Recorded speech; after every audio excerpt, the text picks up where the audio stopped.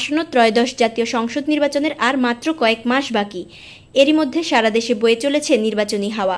আমাদের আজকের এই ভিডিওতে জানতে পারবেন জাতীয় সংসদের সংসদীয় আসন 4 সম্পর্কে বিস্তারিত। এই ভিডিওতে বিশেষ করে যা জানতে পারবেন, সংসদীয় আসন 4 বা ঠাকুরগাঁও 2 আসনের ভোটার সংখ্যা কত, এই আসনে কোন দল থেকে কে প্রার্থী হবেন, কোন দলের আগামী সংসদ নির্বাচনে জয়ের সম্ভাবনা বেশি, আপনি কোন দলকে ভোট দিবেন আগামী সংসদ নির্বাচনে, কমেন্ট করে আপনার মতামত জানিয়ে দিন।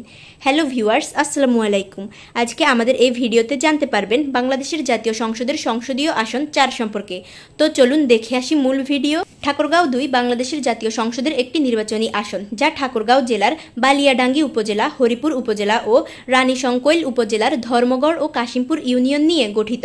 মোট ভোটার ডিসেম্বর 2023 এর সর্বশেষ তথ্য অনুযায়ী মোট ভোটার 3,17,973 জন। পুরুষ ভোটার 1,63,668, নারী ভোটার 1,54,305, তৃতীয় লিঙ্গের ভোটার 0। ইতিহাস ও সংসদ সদস্য। এই আসনটি 1984 সালে প্রতিষ্ঠিত হয়। এরপর থেকে বিভিন্ন সময়ে বিভিন্ন রাজনৈতিক দলের প্রার্থীরা সংসদ সদস্য হিসেবে নির্বাচিত হয়েছেন।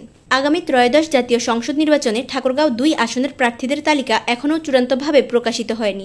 তবে বিভিন্ন সূত্র থেকে প্রাপ্ত তথ্য অনুযায়ী কিছু সম্ভাব্য প্রার্থীর নাম জানা যাচ্ছে, আর এই প্রার্থীরা শেষ পর্যন্ত লড়ে যাবেন। বাংলাদেশ জামায়াতে ইসলামী ঠাকুরগাঁও 2 আসনে তাদের প্রার্থী চূড়ান্ত করেছেন। মাওলানা আব্দুল হাকিম এই আসনের জন্য চূড়ান্ত হয়েছে। ঠাকুরগাঁও 2 আসনে বিএনপির কোনো প্রার্থীর তেমন তোড়জোড় দেখা যায়নি। গণ অধিকার পরিষদের অন্যতম উদীয়মান নেতা ফারুক হাসান ঠাকুরগাঁও 2 আসন থেকে ভোট করবেন। এই আসনে জামায়াতের প্রার্থী আব্দুল হাকিম ভোটের মাঠে এগিয়ে আছেন। এই আসনেও তুমুল ভোট যুদ্ধ হবে। এই আসনে কে বিজয় লাভ করবেন, কমেন্ট করে আপনার মতামত জানিয়ে দিন।